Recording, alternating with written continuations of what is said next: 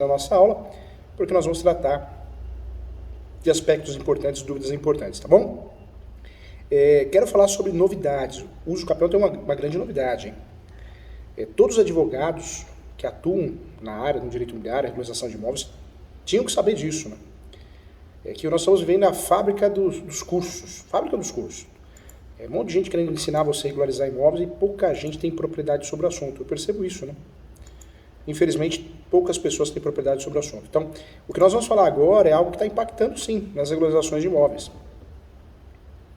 Então, vamos tratar desse assunto, peço que você preste atenção, porque é verdade. O problema não é você ganhar o uso capião judicial, a ação, ou o requerimento do uso capião fazer e predontar, né, da entrada. O problema é você não conseguir o registro para o seu cliente. Esse é o problema. Então, vamos tratar desse assunto com respeito ao nosso cliente, com carinho, tá? Então, uma das grandes novidades 2023, de fato, foi sim, naquela época, naquele momento, surge ali, pelo princípio da autonomia, alguns cartórios estão recusando, sim, o registro do uso capião judicial, da sentença de uso capião, ou do requerimento de uso capião extrajudicial, em virtude da falta de detalhamento na peça ou no requerimento. Detalhamento é incluir a localidade do imóvel, a foto do imóvel, a descrição do imóvel e também, anexo, ter uma planta devidamente feita conforme regras importantes que nós temos, que agora você conhece, regras da NBR, né? Então, regras que são regras determinantes. Então, importante saber sim que para conseguir registrar o uso capião, você precisa, dentro da peça ou do requerimento, ter a localização e a descrição do imóvel. É uma regra pelo princípio da autonomia que os cartórios vão impactando. De fato, utilizando para proteção, né? Então, é importante ter aí, pelo menos, a planta das áreas que é alvo do projeto, de forma bem descrita, dentro da peça ou um documento anexo, mas isso tem que ser muito bem feito para que você consiga, de fato, ajudar o seu cliente. Então, presta atenção nisso, tá? Você que é advogado de advogada, não é só fazer a peça, não é só fazer o requerimento do uso capião extrajudicial. Dentro da planta, tem que ter características obrigatórias, do memorial descritivo também. Então, tem que prestar atenção nessa aula, porque o professor está falando algo muito sério. Tem muito advogado que nunca fez, ou está pensando em fazer uso capião e já está fazendo errado. Não é só desenvolver a peça. Eu preciso, dentro da peça, trabalhar muito bem a descrição do imóvel, talvez incluir dentro da peça da exordial a planta, o memorial descritivo, lembrando que o ideal é que eu faça uma planta a mais completa possível. Alguns cartórios têm aí sim, e alguns juízes também solicitando aí em despachos, vem solicitando o levantamento topográfico planialtimétrico. Anote aí, planialtimétrico. O que é esse planialtimétrico? Segundo a NBR 13133, traz o seguinte conceito para o levantamento topográfico planialtimétrico. E o levantamento planialtimétrico nada mais é que, de fato, uma planta muito bem feita e desenvolvida com o acréscimo da determinação altimétrica, do relevo do terreno e da drenagem natural.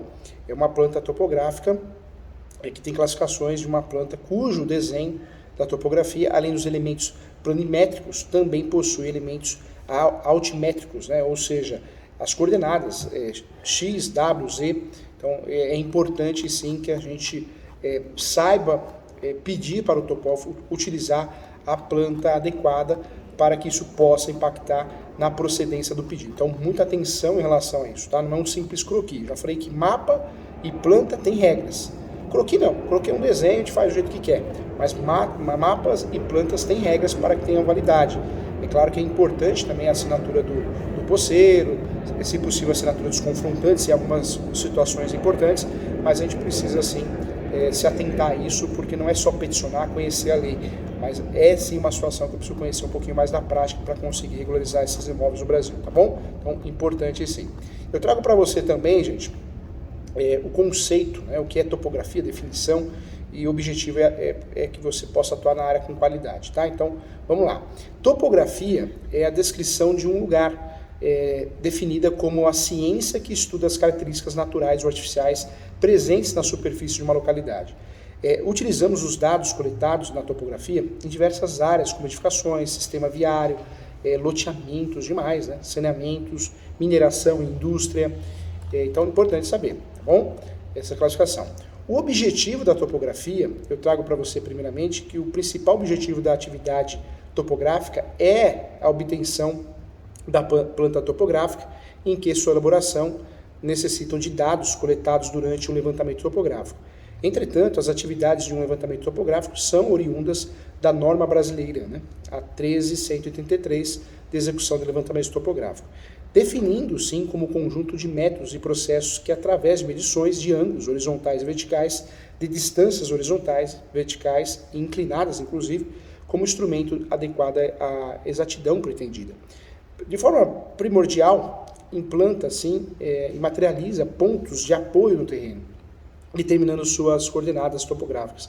Eu diria que, portanto, esses pontos relacionam, os pontos, vamos relacionar esses pontos de detalhes visando uma exata representação planimétrica numa escala pré-determinada, a sua representação altimétrica por intermédio de curvas de um nível, com equidistância também da pré-determinada ou pontos cotados. Para que serve um levantamento topográfico? Em algumas ações são obrigatórias, uso campeão judicial, requerimento de uso campeão judicial, retificação de área, demarcação e divisão de terras, então são necessárias, são importantes sim. E até numa ação reivindicatória, que é uma ação petitória, eu consigo localizar exatamente o terreno onde ocorreu a invasão, então, em diversas ações. Em requerimentos judiciais, retificação, uso campeão, até uma adjudicação compulsória, não que seja obrigatório, mas faria diferença, tornaria o requerimento ou a ação talvez mais eficaz, mais bem feita, mais bem elaborada, Então isso também ajudaria bastante. Para que serve o levantamento topográfico? Na execução do levantamento topográfico, vamos obter sim conhecimento geral do terreno, relevo, limites confrontantes, áreas, localização, amarração e posicionamento. Informações sobre o terreno destinadas a estudos preliminares de projetos e anteprojetos ou projetos básicos e a projetos executivos também, tá bom? Ademais, o objetivo do levantamento topográfico deve estar bem estudado antes da realização, mesmo que utilizadas em métodos de execução compatíveis com a necessidade pré-definidas. As medidas angulares, medidas lineares também, as medidas de desnível, e as respectivas tolerâncias em função de erros considerados como base na destinação do levantamento também é um ponto importante. Eu trago para você que assegurando a propagação de erros, que não excedam os limites de segurança aceitáveis para o serviço em questão, senão nós não temos o básico da topografia. Eu trago para você também alguns pontos importantes. O que é um ponto topográfico? Então, o ponto topográfico do terreno, ele serve de apoio para a execução das medidas lineares e ângulos, onde seu conjunto forma a representação do espaço. E sendo assim, os pontos devem vir acompanhados de sua cota, que oferece a informação de altura na representação gráfica. Como é dividida a topografia? E eu trago aqui para você. A topografia é dividida em topometria e topologia, Mas se você sabe a diferença entre elas, vamos lá. A topografia tem a palavra originada do grego, onde topo significa lugar e metro medida. Métodos para avaliação de grandezas, sendo essas lineares e angulares que definem pontos topográficos. A topometria se divide em planimetria, altimetria e planimetria, que nós já sabemos aqui que são os principais tipos de topografia.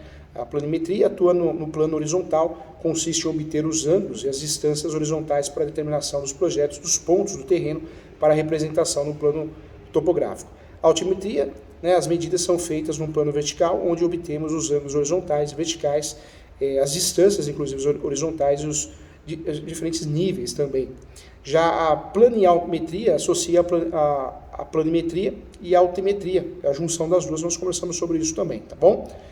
Como posso atuar na área de topografia? A competitividade no mercado é uma realidade e na área de topografia não é diferente, nós temos que ter profissionais devidamente habilitados, treinados, e isso é importante para que você possa exercer a função.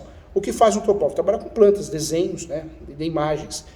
Existe o técnico de topografia, que é o técnico habilitado para desenvolver diversas atividades, e tem o engenheiro topográfico também, que é responsável por medir determinados tamanhos também. E vamos diferenciar aqui do georreferencial, gente? Georreferencial imóvel é definir sua forma, dimensão, localização através de métodos de levantamento topográfico, que vai tornar as coordenadas gráficas de modo do imóvel de forma conhecida. O georreferenciamento, como é o nome dado, ele foi criado para eliminar as falhas do levantamento topográficos antigos no passado, que por vezes gerava áreas sobrepostas e grandes discussões jurídicas.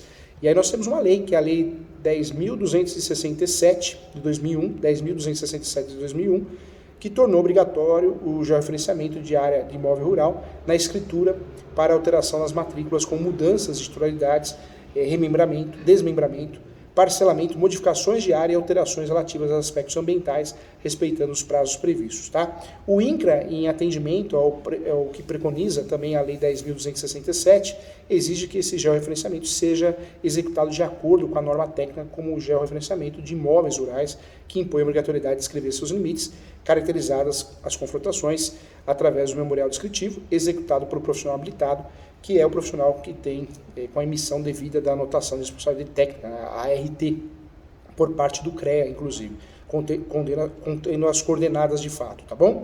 As vertices, né, definidoras dos limites dos imóveis rurais e o georreferenciamento também do sistema brasileiro, com previsão posicional de 50 centímetros sendo atingida na determinação de cada um deles, tá bom? Quero trazer para você que também pode interessar o que é módulo rural. Né? Módulo rural ou módulo fiscal reflete a área mencionada nos módulos rurais do município, expresso em hectares e fixado a cada município também. Existe a cadeia dominical, o conceito é a cadeia registral, isso pode ser feito no levantamento topográfico. O módulo rural também é uma unidade de medida de hectares que relaciona a dimensão, a localização e a forma.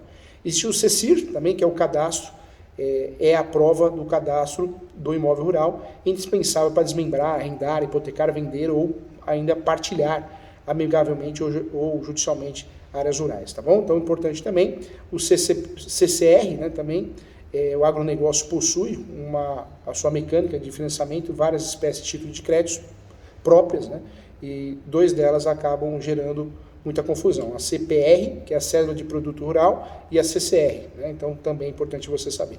Agora sim, acho que agora ficou bem completo, bem bacana, e você não é mais enganado não. Você sabe quais são as espécies de topografia, o que é georreferencial e algumas classificações importantes.